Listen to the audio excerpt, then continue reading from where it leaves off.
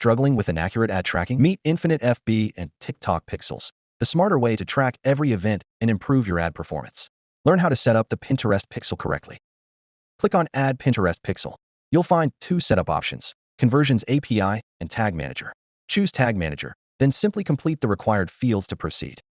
Tag Manager handles browser-side tracking, while Conversions API manages server-side tracking, ensuring more reliable and accurate data collection for.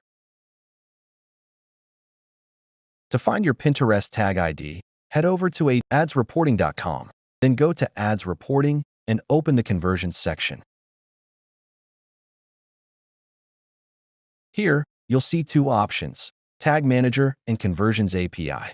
Open Tag Manager, go to the Pixel Tag Setup, and locate your tag ID.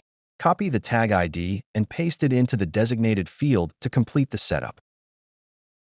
Click on Save to complete your browser-side tracking setup.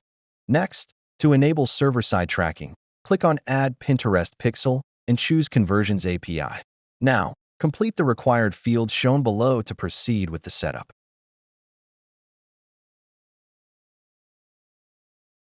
To obtain your Pinterest account ID, go back to adspinterest.com and navigate to the Conversions API section.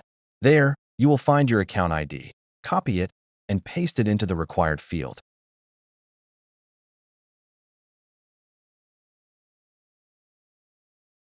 For the access token, click on Generate New Token, then copy the generated code and paste it into the designated field to complete the setup.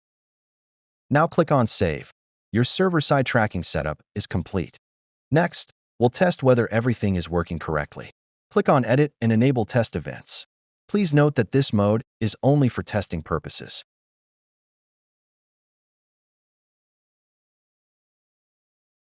All triggered events will appear under the Test Events section, allowing you to verify that your tracking is functioning properly. Now, we will perform some actions on the store to verify that everything is working correctly. As you can see, the initialized event is being triggered. Let's test a few more events to confirm the setup.